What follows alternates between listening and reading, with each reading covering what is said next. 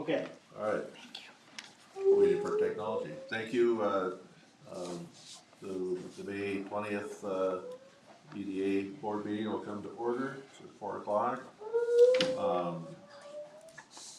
Commissioners present are Shackleton, Mills, Hedstrom, Benson, Anderson, and BB. Yeah. Absent Commissioner Glissold. First on the agenda is approval of the minutes, corrections and approval of the minutes of our last meeting, April 15th. Any additions or corrections? Vice Chair. Yes. Under item 5B, at last month's meeting, we missed who moved and seconded that resolution. So I don't know legally, Maggie, do you know if we can just do it now? Or they can redo it now, or? Okay. So this was a resolution 2025-17 approving a business development fund grant agreement with Unimus Enterprises for a total amount not to exceed $25,000. The motion passed 5-0 and 1 abstention, but we didn't get for the minutes who moved and who seconded, so can we redo that? I don't know if I did, but I'm happy to do so. I probably seconded it. Any other additions or corrections as they are printed? Motion to approve. Is there a second? Support. Any opposition? Seeing none, motion carried. Approval of the agenda, you have that in front of you. Anything you want to add to the agenda? Seeing none, motion to approve. Approve the agenda for motion for approval of the agenda. Support. Okay, Tracy and Dave, any opposition? Motion carried.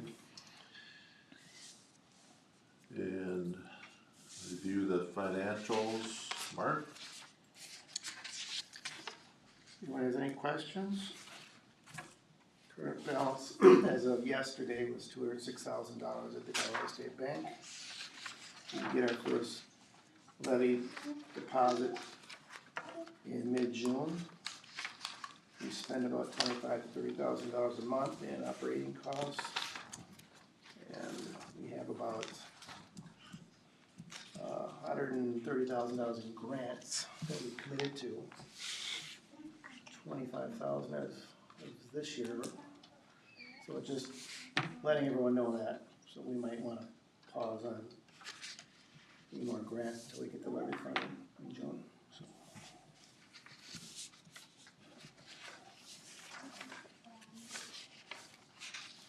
Yeah. Right. Yeah. Thanks for your work, Commissioner Shackleton.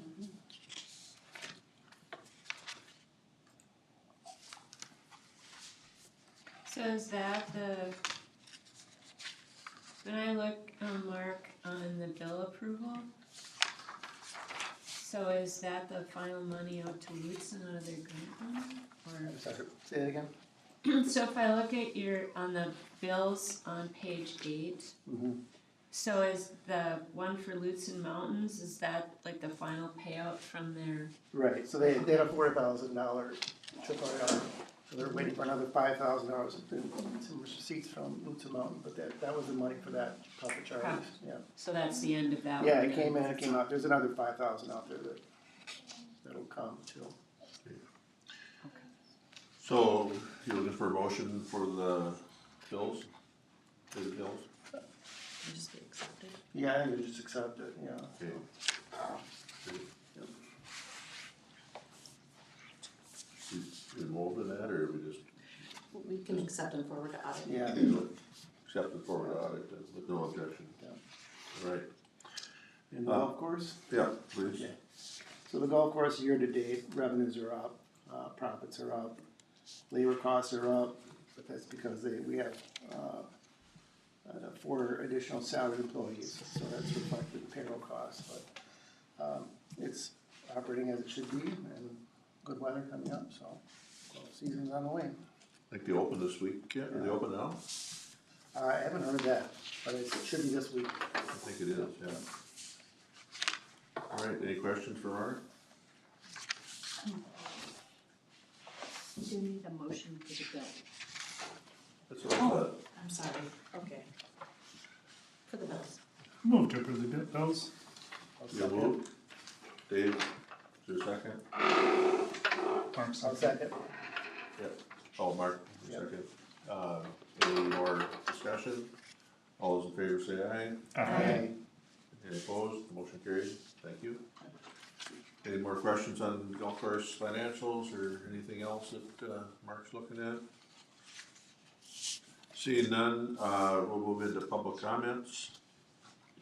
Do we have any public comments? Any public comments? Any public comments? All right, seeing none, we'll close. We had some public comments that were sent to us. Do we have to read them here? The email ones? The one from yesterday? Or the one that was in the minutes from last month? There's one from Gina, or no, Gina. Gina, Yep. and then one from a gentleman today, I thought.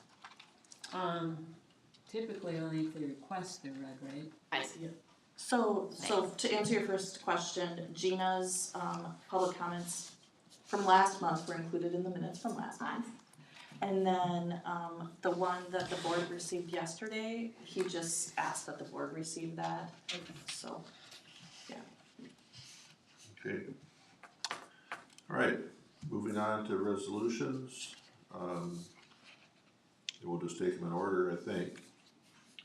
Resolution 2025-19, Vista Unchained. Do you wanna speak? You don't need to. Do you want, I can go ahead and do a Yeah, little sure. intro and then, okay, so I'll just read it, for those who are here and those who are watching at home. So staff received the attached email offer in your packet, on May 6th from Chris Skildon of Vesta and Chain, and Chris is here in the audience, in the front row. He would like to purchase the last remaining lot for sale in Cedar Grove Business Park, which is lot 5, block 4. Chris provided the attached preliminary sketch as a visual of how he intends to use the lot, but it's very rough. And the purpose or the use of the lot would be accessory access and parking. By purchasing lot 5, block 4, Chris wants to avoid impact the cedar trees on his corner lot to provide a visual screen to Gunflint Trail. The exact access and parking layout will be reviewed with civil engineering to coincide with the development of his corner lot. And then included in your packet, there's a public copy up here too, if anyone's interested in the audience, is an aerial image of lot 5, block 4. The size of the lot is 0.83 of an acre. The Cook County Assessor's Office estimated market value for 2025 of the lot at $30,400. And then just a reminder, Chris purchased, Vesta Unchained LLC, purchased the adjacent 1.15 acre corner lot in December of 2024. So this lot is literally adjacent to the one that Vesta Unchained already owns.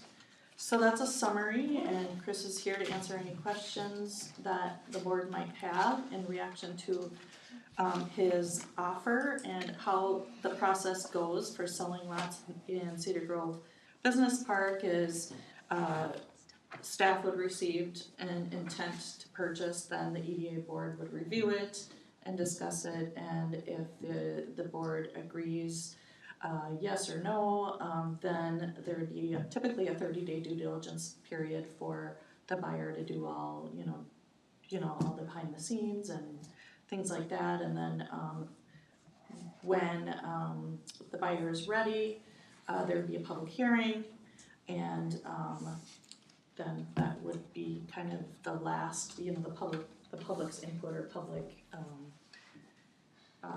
participation in the board's decision of selling the lot, and then we would go through all the process of the development agreement and such. That's all I have. So, questions, comments, Commissioner Mills? What's the orange circle? That would be like allowing for stormwater irrigation. Okay. And then the south, it looks like there's two drives, there's like a southwest and northwest? Is that- So I don't have a picture in front of me, is it in here? Sorry. Yep, Yeah. it's in there. Yeah, I'll point, maybe everybody can. So in the corner lot, the idea was to, as planned, develop office building for myself and businesses.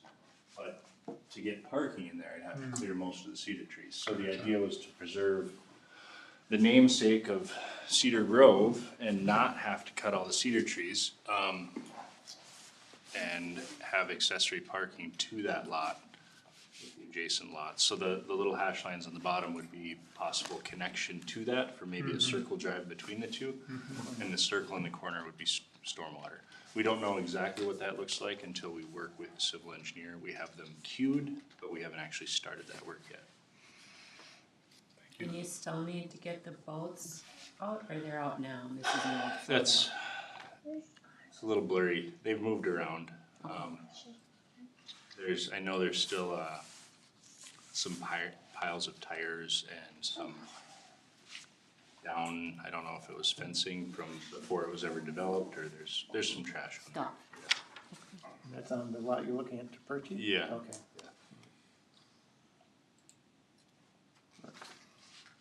And then how did the 15,000 price come? Well, there's an encroachment that is about half of the lot. So 15 is about half of 30.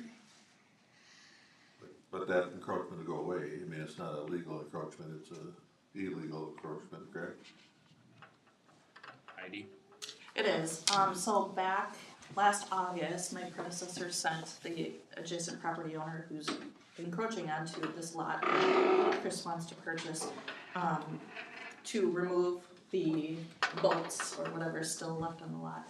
The property owner agreed to do so, but just hasn't done so yet. And so basically, it's the EDA's lot, so it'd be the responsibility of the EDA to enforce that encroachment issue. Whereas if the lot is purchased by somebody else, then that burden would It go, could be my responsibility. yes. Yeah. Well, we do answer to the public, we're a public entity, and we have a responsibility to get, fair market price. You know, I don't know if having the boats parked there is a half price depreciation of the lot. And I don't know if 30,000 is the right number either, but, thoughts, anybody have? Have other lots been sold at value? I think they've been running between 25 and 22 and 30,000, what we've been selling over the last several years. There is some data that was put together by my predecessor. I didn't check for sure what the sale prices were. But in 2023, I believe, my predecessor reported that two offers at $12,000 were accepted. I don't know the size of those lots, I don't know. So the range has been all over the place, but it seems like in the 20s, that has been the last few years. I thought that $12,000 offer we rejected a couple times, and it never transpired. Do you remember, Dave? There certainly was a lower offer that we did reject. I don't know if that was the one. I would also point out that some of the lower prices were adjacent to already owned lots to try to keep things consolidated or just the usefulness there. So it was just a question how to come to a number, and not against it by any means, but just thought it's worth discussing. Well, if understood this right, to me, the boats are certainly no reason to lower the price, and knowing who the owner is, they're not gonna be staying there. It's not like that owner isn't gonna take care of the issue. So if that was part of the comment for lowering the value, I don't think that is a reason. So that's But not, maybe I that's not misunderstood solely that. it. My interest in the lot is first and foremost to serve the corner lot as accessory parking. And so even when I bought the corner lot, I expressed that my priority is to preserve as many of those cedars as possible. The engineer might say, here's the line, you can clear cut everything within that line. That's not what I wanna do. I'd really like to, my wife and I had coffee at, Cedar Coffee Company in Two Harbors. I don't know if anybody's been there, but the picnic tables are just right in the cedars, and it's very manicured, and it is truly a cedar grove. What's on that corner could be a cedar grove, but it's got all the volunteer balsam and aspen and kind of ratty spruce that are falling down. And so regardless of what happens in there, I definitely want to see that be a maintained, healthy cedar grove. I think we two different issues here. One is the price, right, of the property. The other is the encroachment. And if the last action taken on the encroachment was August of 2024, it's quite a ways back. In my mind, if EDA holds a piece of real estate for sale, they should address the encroachment before it transfers hands. That should exist separate of the price, whatever that may be. It might slow things down, but I would encourage EDA to consider taking more aggressive action to solve the encroachment issue first and then sell the property second. I don't know if they need to necessarily interact with each other. No, I agree, and I don't think that that's gonna be a really hard thing to solve. But maybe no one is motivated because there is no one ready to buy it, but I don't think we'll have any problem. Well, in August, people are putting their boats into storage, and May, they're taking them out of storage, so I would guess that they're, But as Chris mentioned, if there's more than boats and there's garbage, not that I still don't think we know who will clean them up, but yeah, it all needs to be dealt with, you shouldn't have to be dealing with that. My only point was that's not a reason to come to that, part of the value piece of it is all, so. So it's- how important is the timeliness of the purchase here? 2025 would be reasonable. Yeah.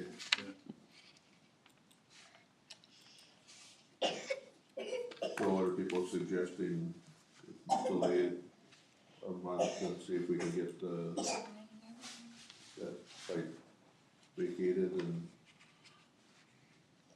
people wanna negotiate a different price, or where are you at with that? I'm good with that, I think that should be cleaned up regardless. Yeah. It's not yours to have, it's not, shouldn't be there, but I don't think that'll be a problem. Right. And I don't think we should sit any longer than that, and Okay. we should be ready to do something. I bet you Chris would rather not wait and purchase than wait and, That's true. so if that's what's holding up I mean, the sale, I I almost don't- feel like I could, were I the property owner, I could resolve that type of issue faster than this board. No offense to this board. I would, this is the one time, Chris, I'd say I'd be really embarrassed if anybody couldn't clear that up in a really short period of time. Well, but is this, you said trash though too, right? So it's not just encroachment, it's trash. Whose trash is it? Well, if It's the person who's encroaching, it's their trash, they're responsible for that trash, okay. I'm assuming if it's on their property, they should be. Trash is a strong word, things that could be attached to vehicles or machines that isn't moving is what it is, so. I mean, there's a certain amount of elephant in the room to this conversation, but we'll let it sit at that. So are we looking for a counter offer, or looking to make a counter offer on this piece, if we think it's a little undervalued, or what's the opinion of folks? Mr. Chair, I haven't been involved in too many sales, so I'm often leaning on others for their sales experience. But that, it seems appropriate, We have done that before, kick things back. right, but I also wanna respect the value that would be preserved as well as just the usefulness as one owner of all that, so. But I just don't have a good perspective on what a dollar amount should be. That's partly why I was asking, how'd you come up with that? And, it's an offer, so. And this, like we were talking about earlier, this is the lot we said no to a couple times, right, or no? I think that was the No, one okay. that Vesta purchased. I think it was that corner lot. I think. I was, both pals just making an offer on Jason lot, and he said no, it was low. It was subsequently purchased at a higher price point. But the other issues were lots have been mowed because of wetland issues and difficulties building, so. We had made reductions because of the usefulness of the lot, right? Chris, did you pay full price for your first lot? Yeah, I believe the offer was based on the value, and yes, the first lot was what is now Grammary Barbell. Oh, but Vesta is not on Barbell. Correct, yeah, the most recent one was, it was I at the, have that in the cover memo, so that 1.15 acre corner lot, was, the EDA sold that for $32,000. And, at the time, the Cook County assessor had the lot valued at for 2025, the assessor had it valued at $40,400. However, the assessor's estimated market value doesn't necessarily equate to market value. Whatever a lot is sold for, in my experience, is what someone will pay for it. That's right, that's the golden rule of real estate. So, what's our pleasure? No. There's a Cedar Grove Business Park Committee, right? It's a design review committee. Yeah. So how, in the past, how has this been handled? I mean, we put this information on the agenda, we read it, and then we throw together a counteroffer on the spot, even in a situation where there's encroachment, rubbish, whatever. Yeah. So this is when we do it. Yeah. So, Though it doesn't have to be, right. No. but that's, I think, historically. Yep. Would you take it for 22? And you build the sign? oh, I think that's low to bring up the subject of the sign. Yeah. All right, I retract the sign, I retract the sign. 22.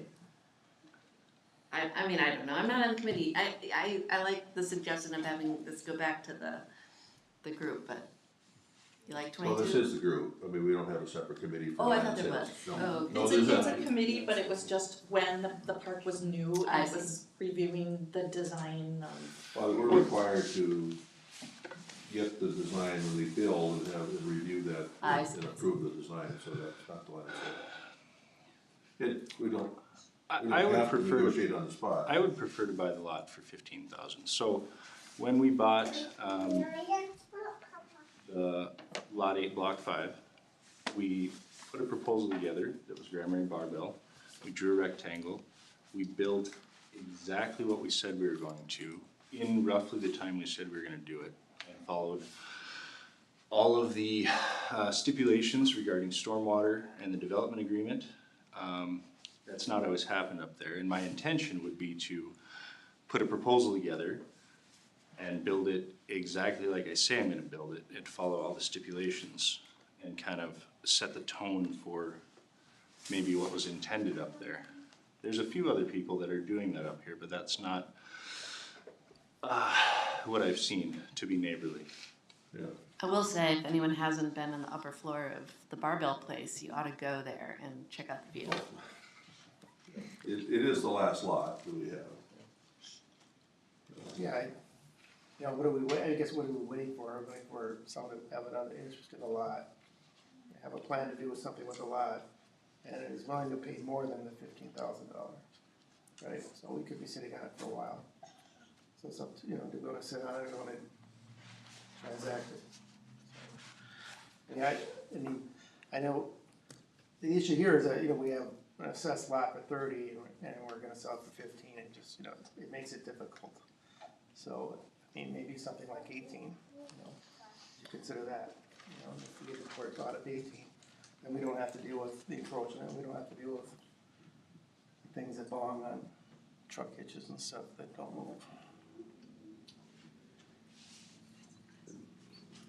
And we, if you wanna make that a motion, we don't have to sit here Yeah, and negotiate with Chris. I'd make a but motion to counter at 18,000. 18,000, Support.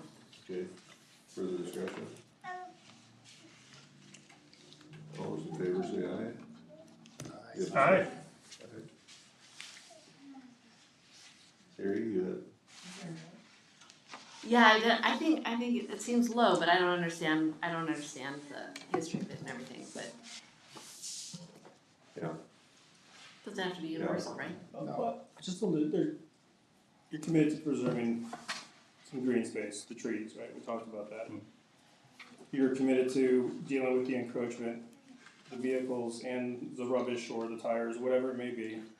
We don't have to do that,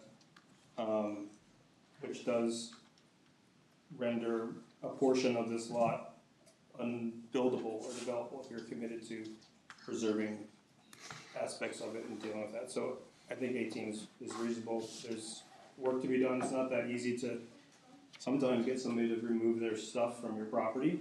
And I do like the commitment to maintaining the screen from the highway, which you've shown in your illustration there. So, I mean, there's some things, some strings attached to this lot that may not have Right. been so with other transactions in the park in the past. so, Yeah, my thinking was, along similar lines, just as far as keeping it whole, the use that specified, the respect for that screen, and the past successes and past compliance as well. so understandable sell for 18,000, leave the buyer with cleanup and remediation of the encroachment, honor the character of the land as you described. And then,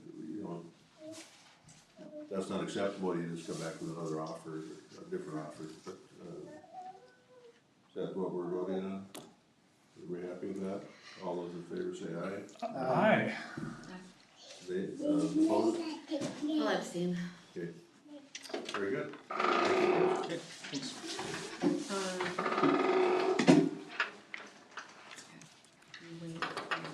I'm gonna say, I guess it's a question, do we wait to see, or is it time to tell someone we all know to get busy on their lot now? Well, we just kinda handed it off to Chris, actually. Well, If he- if you accept it, If he No, accepts. if he accepts. Right. yeah, Well, That's all the above, yeah. okay. Otherwise, I don't think that's more than a short phone call. No, Right. yeah, Okay. good. And it may, the staff may be, since I have not met this property owner and is a well-known property owner, maybe I could get some assistance from community members. More than happy to. Thank you. Who's the owner? Oh, yeah, all right, I know. Yeah, we'll stick law enforcement after. Okay, resolution Okay, so now, 2520, and that goes over to Alex. oh, this is the guidelines, okay, yes. That's a So- resolution? It is, I'll read the resolution, 2025-20, approving the Business Development Fund guidelines and application form. And just a quick overview, and then I'm gonna turn it over to Alex as the unofficial chair of the grant review committee. Most of you know that the grant review committee has been meeting since late January and going over the business development grant program guidelines and application form and meeting many times.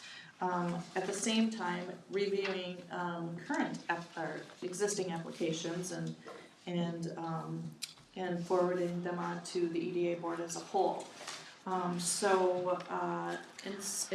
If you recall last month, there was a long conversation at the EDA meeting about this process and the different changes and getting feedback from the public and also all of you here at the table. So I am just going to turn it over to Alex, if that's okay, to go through the documents that are in the packet, and that those are revised guidelines and an application form. The original guidelines were approved in April of 2024, and before that there were no guidelines for this program. So this is a process that is meant to continually be improved upon and revised. So just FYI, these guidelines could be amended in the future. So this is basically the second version of the grant program guidelines. There you go. So, Shafton and Commissioner Anderson, we spent a lot of time going through these guidelines. The document here, guidelines specifically, I think that just the short description of what we've done is that we've addressed some common reoccurring questions or issues of points of confusion that have been experienced in 2024. We've changed some language to perhaps make it a little more clear and concise. We've clarified eligibility for applicants, and we've kind of simplified the eligibility of projects. We haven't changed anything relating to the matching requirement, the amounts that require a match, the amounts that don't require a match. The minimum and maximum award amounts are the same. The matching requirement itself, we think we've all experienced and can be described or explained in many different ways. Sometimes that's not always the accurate way. So we've done our best to clean that up and provide some examples of how the matching component requires a grantee to invest their own funds into their project. The application process itself, we'll get to the form, but the requirements for applications, across the board for all applicants has more or less stayed the same. We've talked a lot about, how much information should we require in addition to this application form? What additional information should be required of all applicants or just some? And what we've settled on is the 5 requirements that you see listed there under the required application materials. The goal here, though, is the review committee, I think all agrees that the more thorough an application that's provided initially often achieves not the most success, but the most expeditious review process, as it minimizes the back and forth between applicants and the organization. So there's a nice little note there underneath the supplemental material section. So the supplements are suggestions of things to include to enhance an application, and allows the review committee to request those as needed throughout the process. Outside of that, the evaluation system or procedure is the same. It's outlined there. That hasn't changed. The next step in this process is to continue developing an assessment system that allows us to kind of compare applications based on the same criteria, and that's kind of down the pipeline here a little bit. But for now, the evaluation criteria remains the same. We've spent a lot of time going back and forth on all of these different, kind of components of the process. And at the end of the day, I don't really think that we've implemented new policy or new criteria, but we have done a pretty good job of clarifying it and making it a little more concise. The final part of this is the reporting. So what happens after a grant's awarded, project's complete, and we have a couple of criteria there as well. So the guidelines themselves are pretty self-explanatory. I think happy to answer any questions, as would I imagine Commissioner Shackleton and Anderson, if there's anything that jumps out to anybody that wasn't involved in this development. Well, first off, thanks, Alex, and to the committee. I think you're the busiest and hardest working group on the board here, and both with reviewing grants and then looking at a grant guidelines. One of the things we talked about is a uniform submittal period. Is it spoken to in here? I didn't see it right offhand. As far as We haven't decided those yet. the rolling versus like Yeah. quarterly deadlines, right? Yeah. So we talked about maybe implementing something like that, setting a deadline for later this year, so we could maybe receive any additional applications for 2025 in time to be heard by the end of the year. But we haven't quite done that yet. We will implement some sort of schedule to replace the rolling system that we have in place right now. But that's not in here. That's not in That's here. not- It'll be in We still have grants to Right. distribute this year that would Yeah, Our fall intention under is for this. 2026 for sure, Yeah. have a schedule. got it. Right. Okay, nice work, by the way, yeah. Any other comments? No, I think it's really good that you'll have a schedule. And not just first come or when the money's all gone kind of deal. I mean, I remember some conversation that we wanna be timely for people. You know, like maybe there's a real need but I still think, especially, I don't know what you're picking, but if it's quarterly or spaced, I think we can usually help most people. But I just think that's a smarter way to do things. Yeah, well, as long as there's enough lead time that people, if there's a new criteria, a new schedule like that, if people have enough lead time to know about that. Yeah, I would think we'd be able to get something out by the end of the year for sure. Yeah, no, but I mean, Oh, it's, before, it's, yeah. yeah, We will. maybe, you know, Yes. if there's people out there thinking, gee, I could get an application in for next month, and Right. change it now, it's like, oh, whoops. Yeah. I don't wanna surprise people like that. So one thing that I've thought about is, you know, this is the guidelines, right? Yeah. On our website. As we get a little further into the year, perhaps late summer, early fall, there could be a nice little note that just says effective January 1st, 26, Yes. we're gonna adopt a quarterly deadline system, something like that. And I don't necessarily think that notice would require approval from everybody here. It's something Well, we it'd be could work good to with. talk Heidi. about, yeah. Yeah. I mean, yeah, I think the big, discussion on that, whether it would be monthly or quarterly, or something. Quarterly. Yeah. Okay. Well, I think we just heard from, Mark that, you know, we have to wait till our second levy payment comes Oh, yeah. in Well, that before too. we approve more grants, Right. because this program is provided by property tax dollars. That's what you do, yeah. Further discussion, somebody wanna make a motion? I'll make a motion to approve the updated, what is it? 2025-20, yeah, resolution 2025-20. I'll second. Alright, further discussion? All those in favor say aye. Aye. Aye. Opposition, motion carried. Again, thanks, good piece of work. So next one is, resolution 2521, Scruffy Dog. You wanna Okay, introduce it? I'll do a little, overview. Okay, so, I'm gonna read the resolution, 2025-21, and this would be approving a business development fund grant agreement with Scruffy Dog Vintage Emporium for a total amount not to exceed $25,000. So staff received a grant application, from Annette, owner of Scruffy Dog Vintage Emporium, back on April 3rd.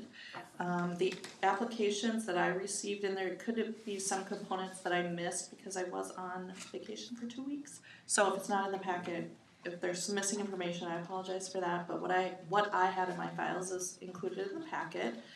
The grant review committee, as you know already, is Suri, Alex, and Mark, but Peter Clissold served as an alternate to review this particular application because of Suri has a special connection with the applicant.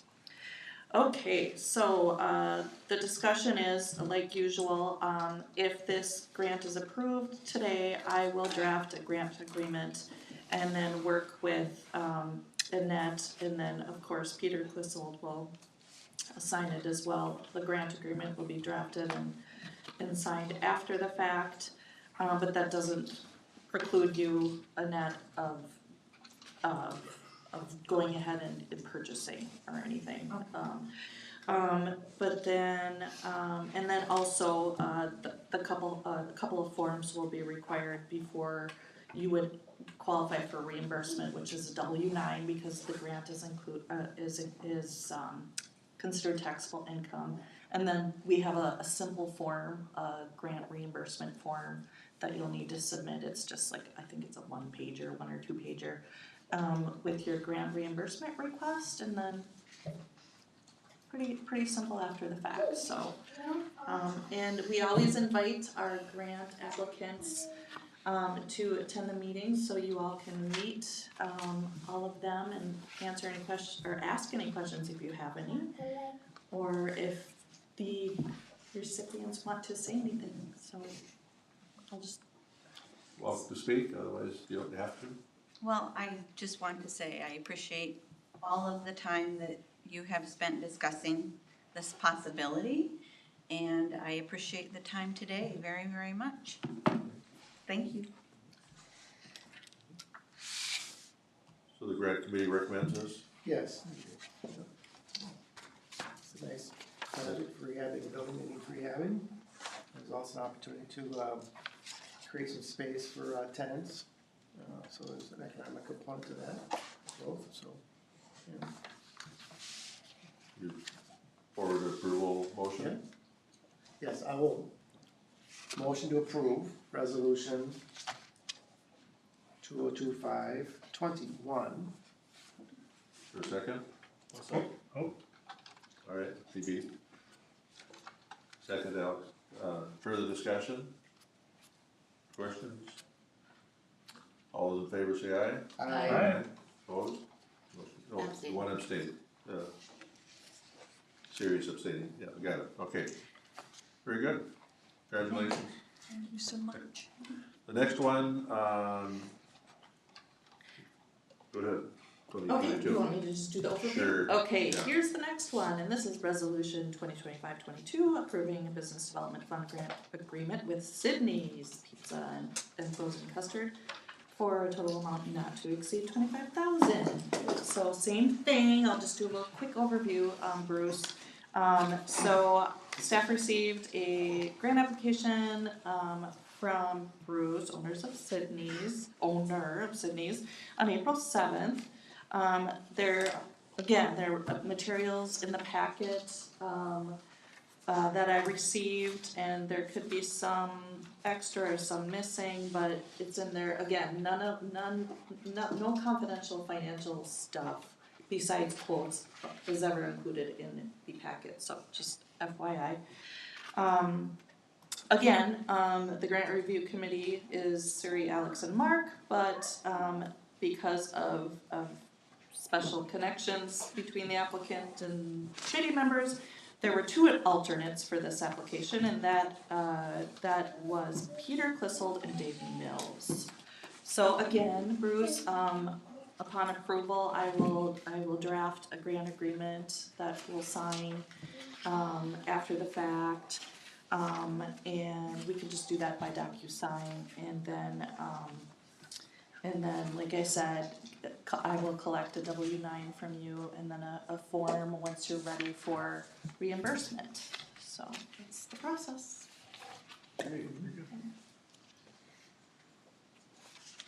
Sir, motion, let's get this on the table. I'll make a motion to approve resolution 2025-22. I'll second. Okay, discussion? Please. serving as alternate, I learned a lot. Not an easy committee by any means, so I really appreciate you guys' work on these, and appreciate your work on this and working with Peter, going back and forth. Yeah, he was very helpful. So, It's good, he straightened out my paperwork. As I understand the project, it'll be, improving the dining, so it'll be indoor dining and also adding a grill and expanding the food service, so which is all needed at the county, so they're grand rate. Get them up and running. Good. Further discussion? Those in favor say aye. Hi. Abstain? Abstain. Al can carry. Motion carried. Thank you, Bruce. Thank you guys, appreciate it, thank you. We'll get to work. Yep, I'm heading right back down there, Yeah. gonna go make some measurements, thank you. Thanks, All Bruce. right. Next resolution, 25-23, the Raven Moon. Yes, so, this would be approving a business development fund grant agreement with Raven Moon Ridge LLC for a total amount not to exceed $3,200, and that's resolution number 2025-23, and I have not met the applicants yet. Hello, Mary Beth and Kayla. Okay, so again, we received a grant application on April 19th from Raven Moon Ridge.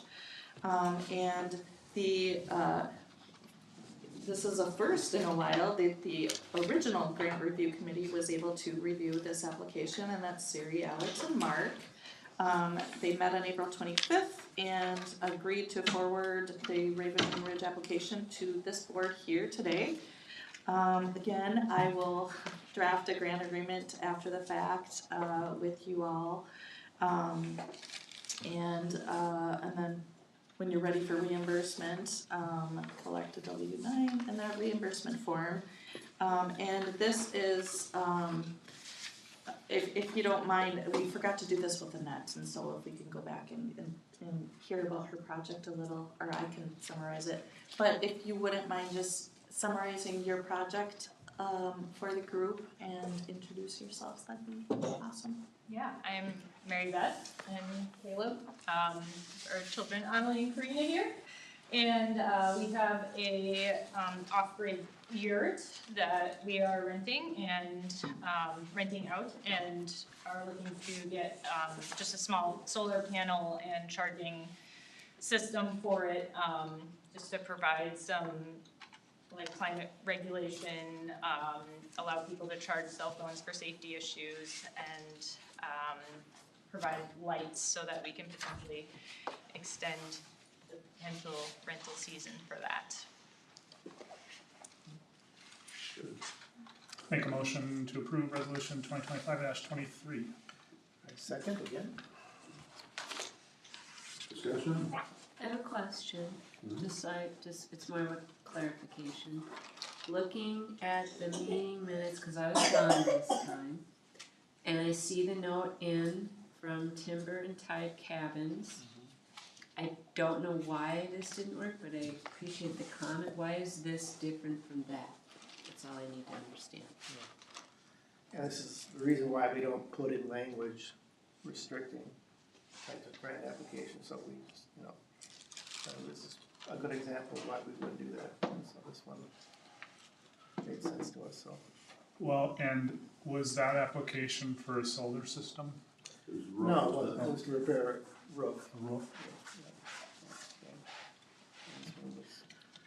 I could perhaps, so I wasn't around for the comment that you're referring to from a previous applicant. This application, and I don't have the business plan in front of me, there are a couple of things that maybe set this one apart from others, and one is that this year is the rental on a piece of property, not replacing or occupying what could be a traditional long-term rental situation. It's more of a, it's a yurt, essentially. It's not a year-round, maybe long-term rental facility that the person could rent and live in, 12 months out of the year. So maybe that's one difference between what we think of in terms of short-term rentals. This is a tent in the woods with no plumbing, etc.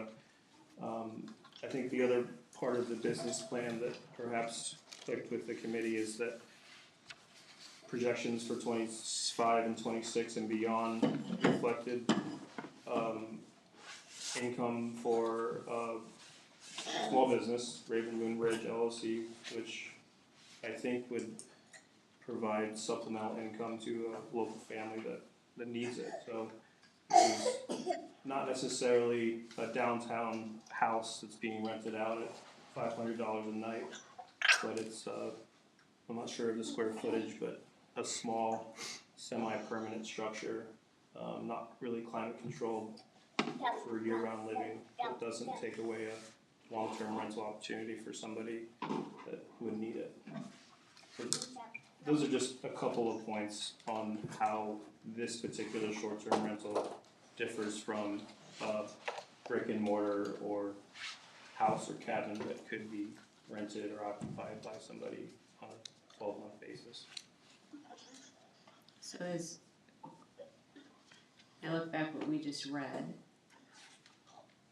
from a review, that I don't see that as defined in there.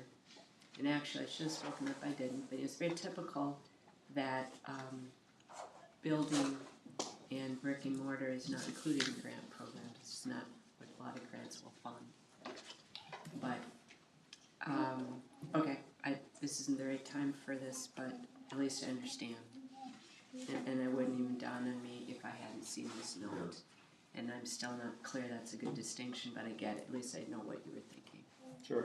So And the investment and bringing more solar energy projects into the community, and our goal of having grant recipients present their work in the community through various venues to communicate with others about what they've done. This is a kind of a project that has potential to inspire others to invest similarly in solar projects, and it's a reasonable cost return on the investment. So there's a better ROI on this project than we could see on the other one. Further discussion? All those in favor, say aye. Aye. Opposed? Abstained? oh, I'm sorry. Aye. Aye, all right, thank you. Motion carried. Thank you.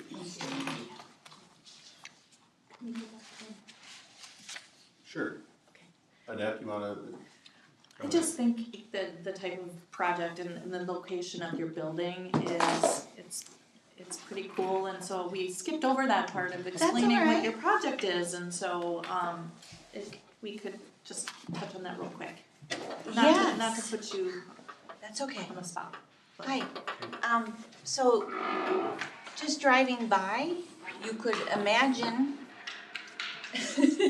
that there is an extensive amount to be done there. Not, describe where it is, cause not everybody, Okay, yeah. so it's 1912 West Highway 61, which is, if you're going to the west, right before the Putt and Pets. And I know Alex, I've seen you walk by. I've gotten to know the neighborhood quite a bit because of the passers-by that are daily, you know, the same folks generally, and a lot of people coming now for the summer. But my main concern with the grant was my application for the grant was the roof and the garage and the roof over the additional retail space that I would have for someone else. And so to be able to get that done and for me to be able to use more than a third of my building for what the intention is, you know, to really create a community space that another retailer could use, that people could have pop-up businesses short-term and really create that space with input from the community. And that's what I'm going for overall. My little vintage store is doing what it ought to be doing and bringing people there, not just to purchase items, but to regularly hang out. It's become a really cool gathering place. And I'm not serving anything but offering a little cup of tea if somebody wants it from my little hot pot. But it's doing what it ought to be doing. And I'm continuing to seek community suggestions for continuing on the path of it to be just a really cool hub and to clean that area up and make it more inviting for passers-by and visitors to the county. So Good. I hope that, I think that helps me. Yeah. okay. Anybody wanna change their vote? Thanks, Howard. Yeah. Very All right, good. thank you. Thank you. Thank you. And happy birthday to your husband. Oh. Thank you. Happy birthday, Terry. Thank you very much. All right, so, Josh, next one to speak on? Yeah, is Josh here? Yeah, I also haven't met Josh. Hi Josh, I'm Heidi. Okay, so this is the last grant resolution on the agenda for today. It's resolution 2025-24, approving a business development fund grant agreement with Fika Coffee for a total amount not to exceed $25,000. So same story as the other three. I received an application on May 6th from Josh of Fika Coffee. The EDA's grant review committee reviewed the application materials and agreed to forward for approval today at the EDA level. I'll draft an agreement and then we can sign it via DocuSign if that's okay with you. And then again, when you're ready for reimbursement, I'll collect the other forms and we should be good to go. Good. And if for those who don't know, there is a building, and I don't know, is it done yet in the business park? Okay, so Fika Coffee building in Cedar Grove Business Park is still being constructed, and if you wanna talk about how this grant is gonna help with that project, and that'd be great. Yeah, so the project that this grant is asking money for sits inside of a bigger project. So this late summer, September, our roastery Fika headquarters in the business park will be done. If you haven't taken a drive through the business park, I guess you should be doing that if that's your guys' property all the time. But like take a drive, take a hike up there. You can't miss it, sitting on the very northeast corner way up there. I've turned around in your driveway a few times. It's a nice wide driveway. But this project is, we're looking to buy equipment for a weigh and fill machine, a continuous band sealer, and a coffee loader. So roasting coffee is a very physical, I guess, because we're moving bags of 150 pounds and then breaking them up and scooping them into buckets and then scooping beans into the roaster and then scooping roasted coffee into 12-ounce bags. So this weigh and fill machine is gonna really help us to be able to do more with the same amount of people and to relieve stress on the people that are doing that. Then the coffee loader is for the roasted coffee into the hopper, and there's also a destoner attached to it. So coffee is an agricultural product that dries outside and often on concrete patios. So often in green beans we find little pieces of concrete, nails, whatever, and so when we give Alex his 5-pound bag of espresso, it'll help us not to also give him a piece of concrete in there. But that's kind of the gist in this project is gonna be a Fika headquarters. There's a studio apartment attached to it. There's an office space, there's a training lab. We just kind of really envision it as a home for us to host people. You know, it's not just a pole barn that we put up, but it's a dream that is becoming true, so we're really looking forward to hosting people there and growing the business from there. Good, yeah. Dave? So are those tubes, there's beans going through the tubes, is that how the loader is? The loader into the, yeah. Oh, that's cool. A lot less scooping then, huh? Well, it's nice to be able to support a successful local business, so Yeah. congratulations for your success. Looks like you could have a pop-up coffee shop at the next place. She already asked me. Is there a motion? I just wanna make a comment, quick.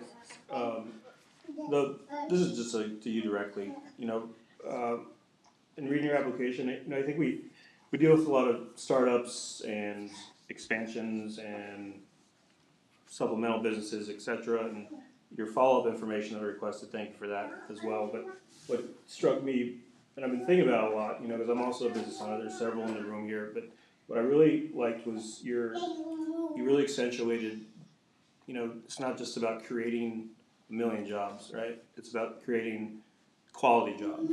And the first step that you're taking with this machine is you're making it easier on your existing team to do more.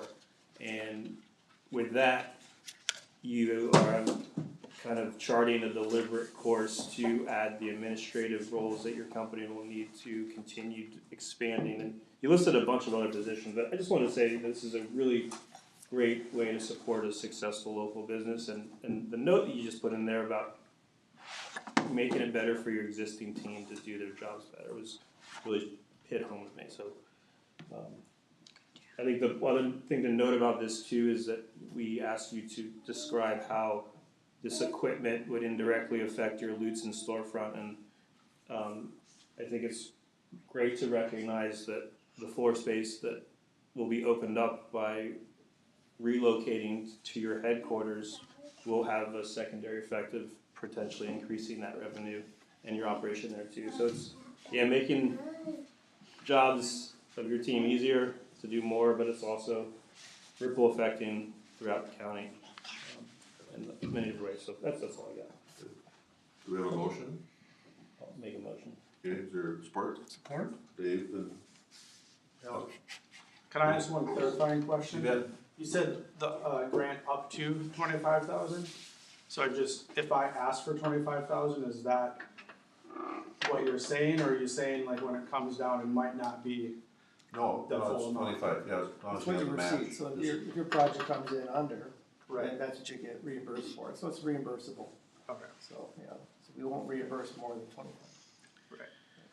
But it's looked like you're spending Yeah, $37,000, so so it yeah, doesn't yeah. look like that'll be a problem. Yeah, If it went on sale for half price, then, you know. yeah, right. Yeah. Further discussion?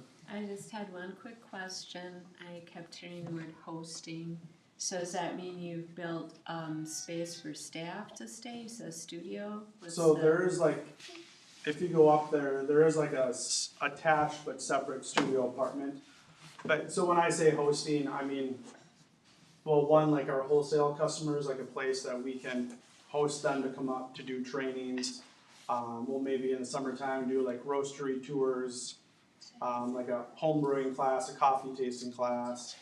And I've already had like some people inquire about like if they could hold it in an event in that space too, so maybe in the future there's some fans of Fika that wanna get married in there and be able to do that. So I think but hosting in a very like genuine hospitality way, like Tracy, you come up, like we wanna have a nice place to bring you in and to host you guys, so. When I lived in the Good question. cities, I think I knew that from your earlier presentation, so I didn't think it was good.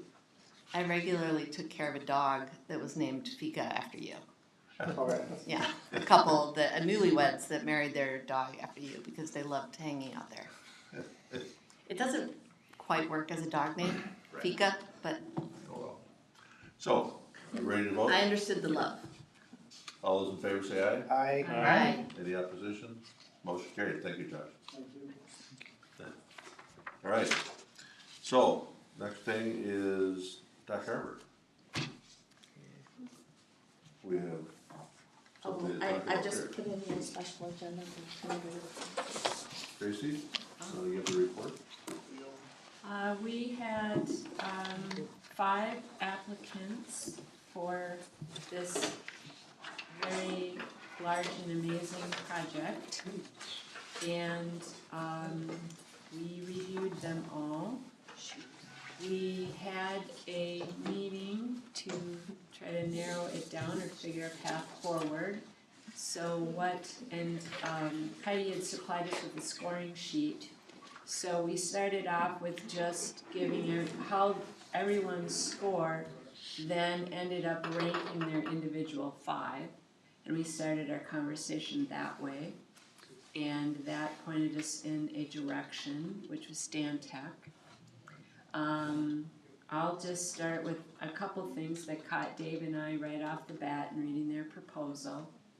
Because this, stating the obvious, this is property we do not own. And it is also property that's going to, based on past use, have a lot of issues associated potentially with it. And one of the comments that I liked, and Dave caught it too, was they said before we can move forward to gather community input with likes and just, dreams and whatever for this property, we have to know all the informed issues, and the community needs to be informed so they can make intelligent suggestions and comments. And I really appreciated their insight in that right off the bat, and recognize that's huge for us. We're not the ones going to be doing that work, but we need awareness of what it is. That's the landowner's issues. Dave, did you have some other standouts on that? Just their experience in other projects. Gave a couple references and examples of their work. I had a brief conversation with the mayor of Oak Park Heights, and they did work there, and then also an associate that they did work with down in Minneapolis, and highly regarded. And so that gave me a lot more confidence, even though I thought the proposal was very excellent as is. It was just, if you don't know them personally, it's really good to talk to someone who's worked with them, so all that. But and then the second, when we interviewed them, that conversation, coming out of retirement to work on this project that's a big deal, and that's quite a resource to be able to tap into, so I'm pretty jazzed about that. It was impressive, the amount of enthusiasm in all 5 submissions. Really a lot of dedication and love for this part of the world from the region, not just locally. And I want to thank all the groups that sent in applications. They were all very impressive, and it was valuable to look at all their different ideas about how to approach it, and I wish we could hire them all. Yeah, they had the right angle that was important for me, to feel like they can get and understand the details and foresee the potential issues, make sure they can ask the right questions that we might not be able to know to ask. And also, I look to them, just by the nature of what they do in the past projects, to introduce and hopefully help us look in directions for economic development that we wouldn't be able to envision. To see maybe there's other options we wouldn't know about. Mm-hmm. And I found that, to me, that's really important. And as an aside, they have Stantec, obviously a different group, it's a huge company, but they have been working with us on some other projects related to the 2 harbors here, East Bay and our main harbor. And, as Siri said, and it's so common, it doesn't take much to get, most people apply for stuff, they've been here, and they know this place. And you hear that all the time, and they absolutely love it. That's pretty common, too. So we've heard it in other ones, but I am personally pretty thrilled that we've got them interested in helping us. Good. So you'll forward the motion to accept resolution? I'll make a motion for resolution 2025-25. Is there a time for discussion? Is that? Oh, yeah, after we. After the, okay. Yeah. Who supported? Tracy? Yes. Tracy and David Tracy. Discussion? My only question is related to pages I think it was 7 and 9. So it's just the proposed budget and timeline, refers back to page 7, which is task 1, project initiation. So the proposed budget and timeline says that the actual timeline, right, so however long this will take, and the budget will be determined during the task 1 or the phase 1 stage of the process. So the EDA would have to agree to hire them first before they can determine actually how much it will cost and how long it will take. Well, No. there's a cap, they're not going over. Okay, so, well, there's a Yeah. 200, That- they say that they're confident that this can be achieved within $200,000. But as far as the timeline, that's determined by number of in-person meetings, virtual meetings, availability, all these different things. So did they in your interview, did they elaborate a little bit more? I mean, Yeah. they're confident they can do this in $200,000. Are they confident they can do it in a year, 6 months, 24 months? What was just the feel you got for timing? First of all, because we've had this conversation multiple times, lending up to Yeah. this. In a project, unless you have a deadline you have to meet, that's not what we're asking. We don't want them to meet an artificial deadline. Right. But what we do need them to do, which they clearly stated, is create the project workflow and timeline to get things done based on what they know at this point and how it works. I mean, that would be more typical for a project. And yes, and you had Dave a second, we did have a really good conversation about that. And as Heidi asked, because Chairman Glissard was very concerned about that, we did talk that through. So anyways, go ahead, Dave. Yeah, and part of that conversation too is, right, is about getting the quality product out. And so much of that hinges on public engagement and community engagement. And try to wrangle people in the summer, it's pretty difficult. And so we were trying to be strategic about, okay, when should we start this? Maybe after the summer makes more sense for those engagement sessions. And so maybe in the meanwhile, you start gathering all your historical data and, environmental data and so I was pleased by their kind of flexibility, but also their understanding that we're not going to just sit here. We need to keep the thread alive, else the public engagement kind of is moot, right? Like if you don't get your ducks in a row before that, and then if you don't follow through, then it's just all for naught. So, and that was, the ambiguity, I can see discomfort there, and I think Peter expressed as much. But again, just kind of their past experiences and seeing those references in the products they produced gave me confidence to trust in their process more or less. Yeah, it's very holistic. I mean, it's all encompassing. I'm very impressed by. I mean, the thing that struck me too was the advisory council, and there's teaching expectations for participating on that, knowing as a member you're not necessarily in decision making capability, but you're simply advising. So I'm on board with it. I'm just the clarification. I mean, it's the projects that they've completed, the resume they have is very impressive. It's very exciting to look at all these other completed projects and ones in progress right now too. So.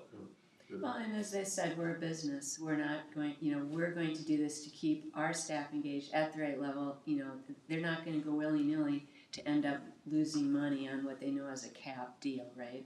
So I think they recognize that as well and their experience. But it's certainly, a good thing, it's important. I wanted to add that one detail that I didn't understand fully until we had the interview was that they already have a relationship with Minnesota Power that's existing and favorable on a different project. I can't remember which one, but it felt like, they understand. They know the landscape. They know the landscape, And other companies as well. That's right. Yeah. Well, thank you for the committee. It's been another big job for volunteer people. So thank you for that. We have a motion. Any further discussion? All those in favor say aye. Aye. Any opposition? Good, thank you. SBDC report, they see, Peter is not here, but it's in the back there. Yeah. 23 clients, 26 meetings, 44 hours, that's for, April, it looks like. So, that's doing his halftime work. It's not on the agenda, well, it was, well, on the financials. Did this go to everybody? I was thinking of, it didn't. Oh, the Oh. update on the golf. Yes, so I got an email a couple weeks ago, from Mike, Larson. Brief update, golf course condition, came through the winter fairly well, no crown hydration. You always worry about the die off of the grasses in the winter, seemed like that was fine.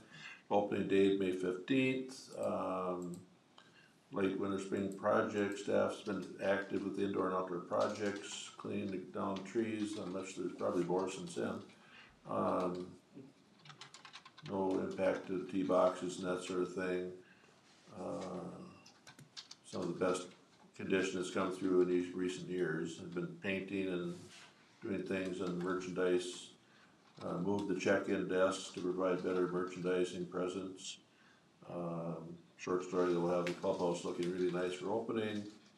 Northco, I remain in contact with Frank Germanisek on a regular basis. As you know, he's pleased with the level of interest that has been expressed so far. I will begin to schedule tours with Frank and his clients as weather permits. It's likely 2 or 3 weeks out, so it's probably about now. I guess they're probably doing some on-site meetings, show and tell on the course.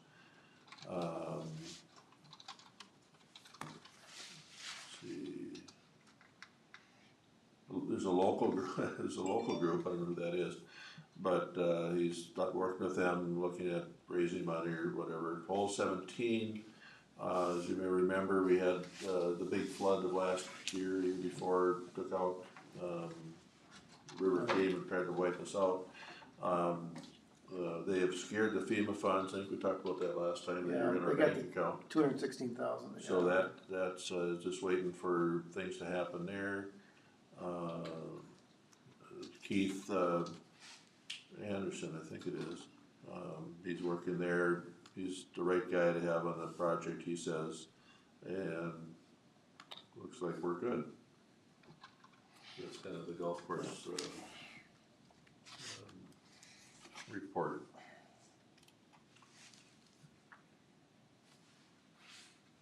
So committee, I'd like to speak for the SBDC, or the grants committee. which committee? The grants committee? Yep. Okay, can I have the screen? Can you make the screen show? Yeah. Okay. It's a new function. You're outside? Oh, Patrick showed us, but I don't know if I trust myself. Siri, your mic is off. Yeah. Okay. And then I made this show presentation purely because we have the capacity to have it, so I wanted to use it. Do you have a report, Jeff? The only report I have pertaining to anything of content for the EDA purpose is the assisted living, and that'll be probably part of the conversation we have, the updated strategic plan on June 18th. So that's next month. So that's gonna be an initiative that EDA Board takes up, or are we gonna be in partnership on that, EDA? I'm sure we'll discuss it at great length at that point, yeah. Okay. Alright. Still swirling around then. That's right. And Gunflint View? Gunflint View has 23 open apartments, otherwise 28 are spoken for. Wow. Yeah, people are moving in. That's right. Yeah. Cool. And the other thing I can report is that there'll be a groundbreaking on June 3rd for the Heights. Yes. It's coming up soon. Wow. So the Heights project is being cleared. Yeah, actual movement of Yeah. I saw the machinery on that. Yeah, and I think drilling and blasting will start maybe even this week. Yes. You live in there. I'll be behind you. Right. Sorry, Sarah. No, that was a good idea. I thought it filled time up. That was a really good idea. Yeah, and for those at home, thank you to Mayor Benson, because this is our first time in a while in the city hall and with the new council chambers, and so I don't know the technology, so the mayor helped us to allow for Surrey to do a presentation, which I wasn't aware that you were going to do, so I apologize. Oh, that's all right. It's just our committee, our committee report.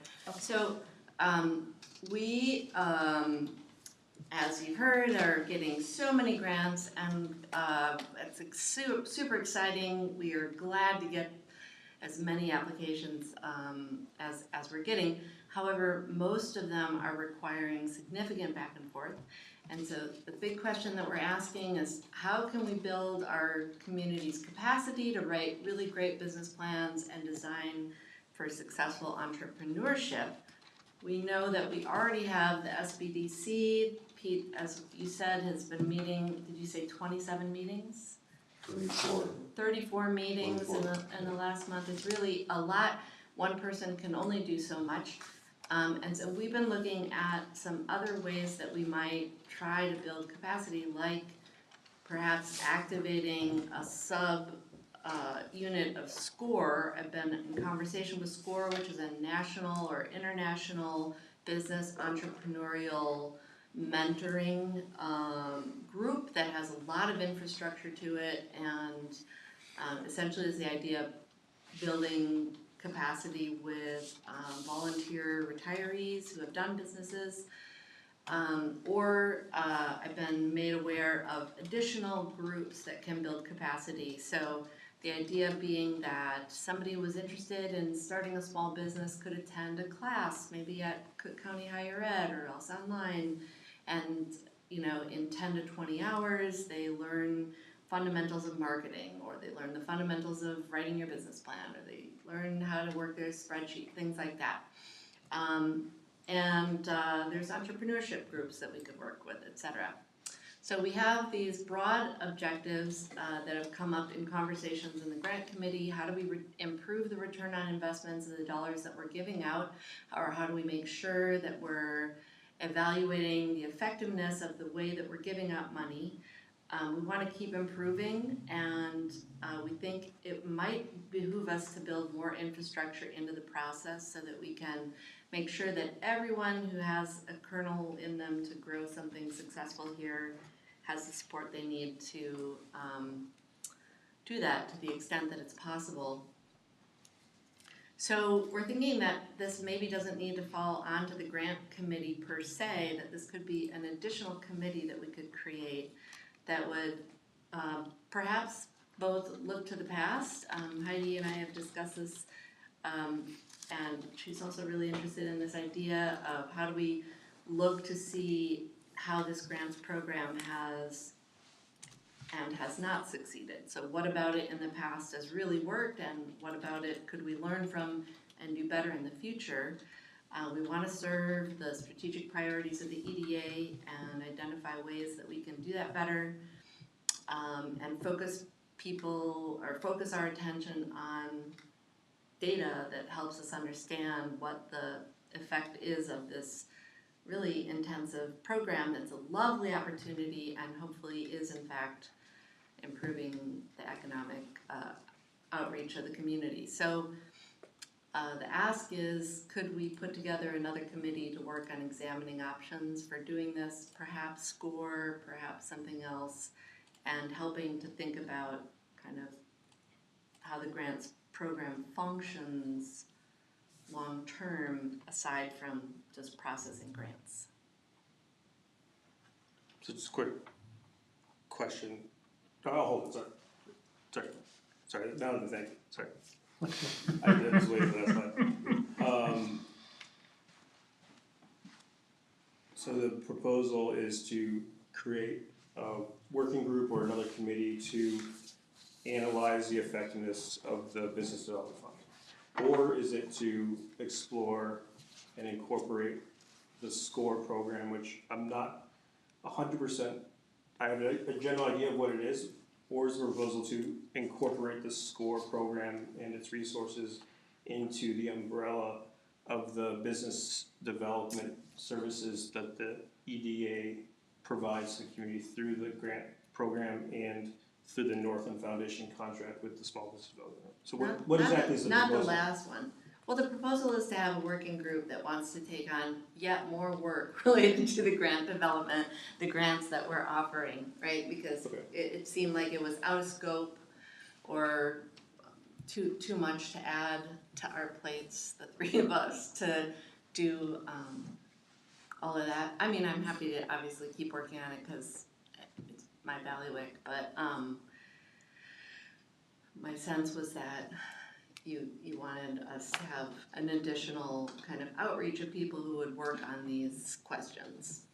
Sure, I was just clarifying, Yeah. I think in our conversations, it was more focused on how we can utilize the resources and support of the SCORE program to help applicants and entrepreneurs educate on business development, startups, Yes. marketing, all those good things. So I'm just Yes. looking for a clarifying, or Yeah. is it more of a, let's analyze the business development fund program as it is for effectiveness and return on investments, et cetera?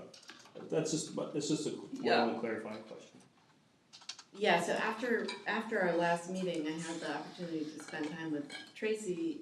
Mayor Benson helped me understand that there are other opportunities here besides that I didn't know about that might replicate what SCORE could do. So I don't know enough yet to say, I just, I'm still learning the community, so which direction we should head, but I do see that we're asking people to produce at a level they're currently incapable of doing, even though they have great ideas that they want to do. And so I want to figure out what can we do to seed that better so that we have a better capacity. I'm, very excited about the level and number of grants that we are getting into. I mean, what are we about? I mean, we're about economic development, which is helping existing and new businesses.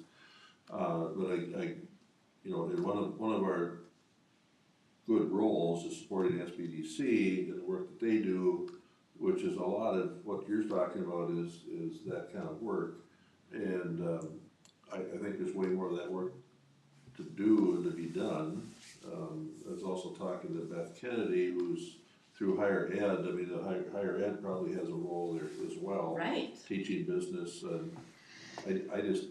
I'm trying to rent some space at the Great Expectations School, and I had two separate people wanting to rent some space, and I said, well, what's your business plan? How are you gonna pay me?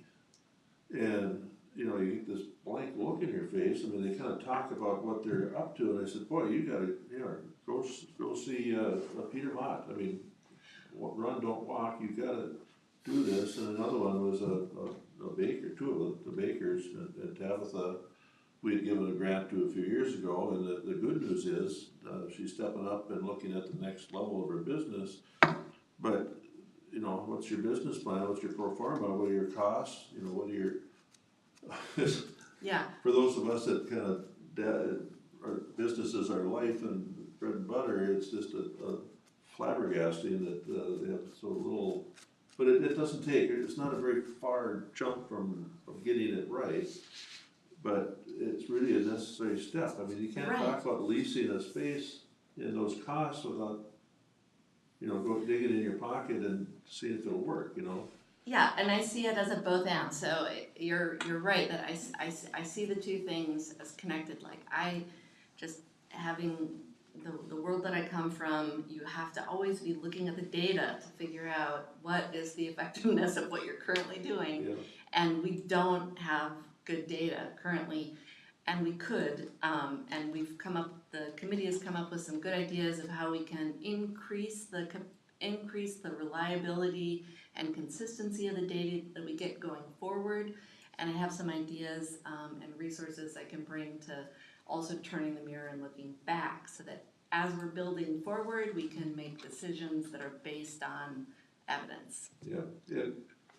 I had a conversation last week too, and cognizant of the fact that we have to go before the county board for our levy here in the next few months, and, you know, one of the things we talked about is kind of looking back and trying to see what our record is on our grants, you know, Right. how have people done, you know?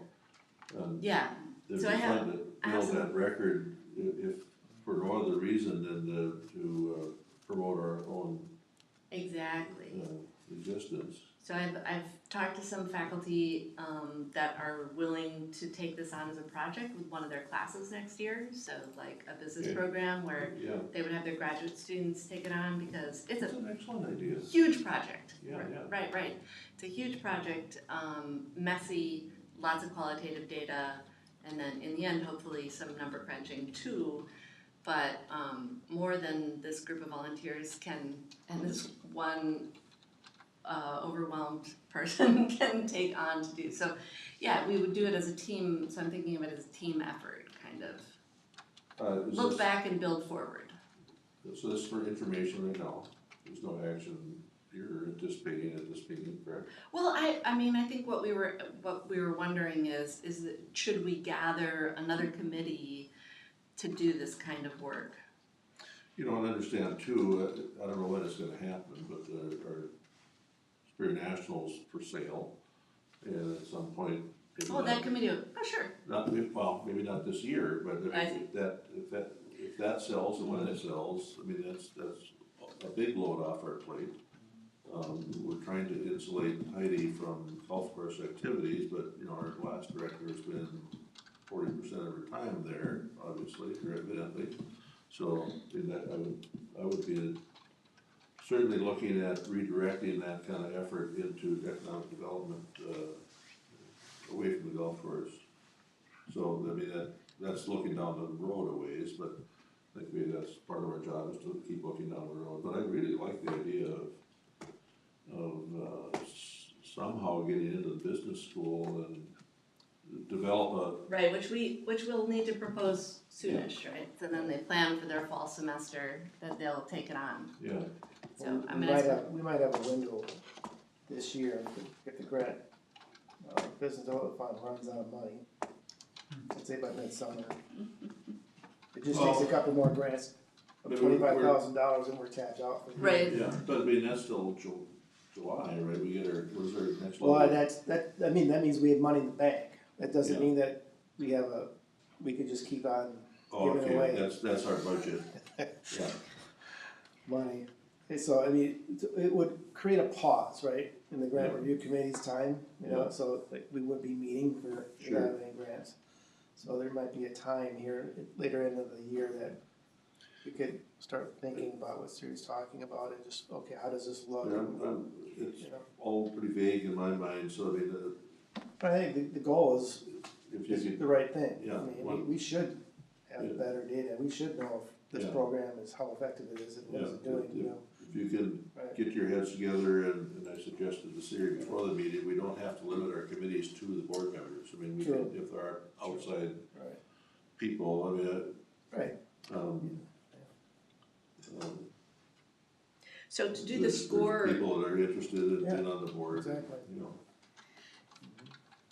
to become part of the score infrastructure, I would need to become, or someone else, a score ambassador, which is a pretty big investment of time. Yeah, At the start of the summer season where I'm trying to run two businesses, so I don't think, I mean, I can't have an opinion because I have no idea what that is, so.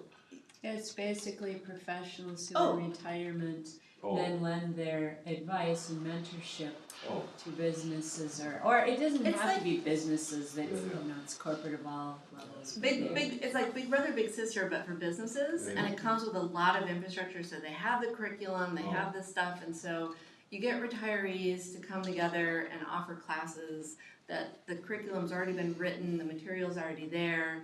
You can hand out these lovely resources, and then once you've done their initial score training, you get, you're part of the system, and then you can have access to free lawyers and meetings with bankers and, all kinds of additional support systems. Even without that kind of infrastructure, I mean, this, if you're gonna have a community of retired people that have expertise at any number of things, this is it. Exactly, Yeah, and so for me, I mean, I talked to Pete about this idea, and I was hoping that Northland would pay him to do the leadership role of it, and they won't. Yeah. But I think, the win-win we would get from having retirees invested with people trying to start business here is so multiple, multiple factors because of what we know is about the value of volunteering. Somebody might be perfect for this is Steve Serban. Well, okay, let's rein this back in, Okay? Yeah, because you're on point. That is something Steve's already done, and both of us have through the Entrepreneur Fund. They have an excellent program, which I've helped present, and I've also been a student of, Buck and I did. It's a multi-course that gets you from A to B. You have to write your business plan. You have to do your marketing. The whole thing has to be done. And other local businesses have done it. Steve has worked with many of them and kept them gelled as a group because they stayed afterwards. Pat was involved. So it has had success here. yeah. And Steve is certainly familiar. Another one that comes through Peter's group, through SBDC, and it's taught by one of their other Peter equivalents somewhat, is Profit Mastery, and that is an excellent course which I've sat through, and that makes them learn to read their numbers and read all their charts and all the reports. And Yeah, so that's my point about, I don't know if SCORE is the right direction to go. I was just explaining it for.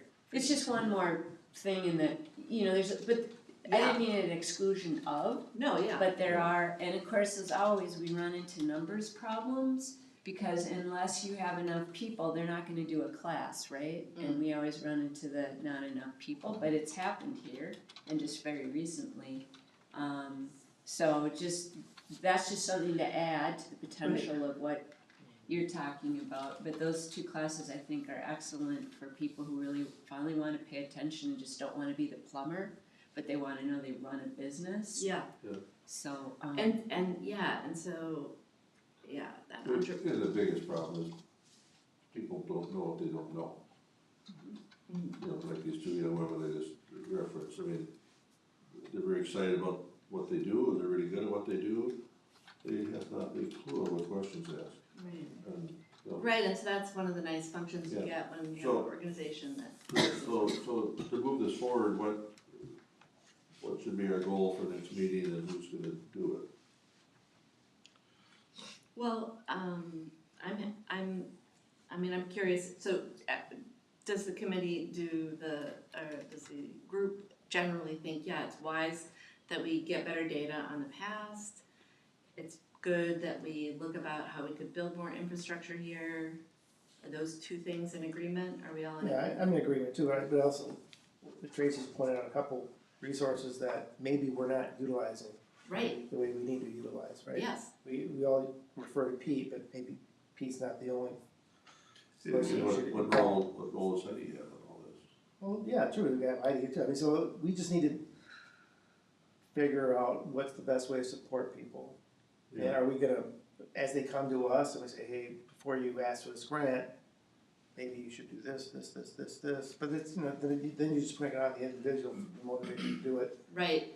And I'm not sure that really changes what we see at the grant. No, I think we need infrastructure, so we need to have, it's like a community investment, it's a program of structure, so where you have learning opportunities, you have classes that are scheduled before the grant due date. Okay, if you're gonna wanna apply here, the classes at Cook County are here, so we schedule it out.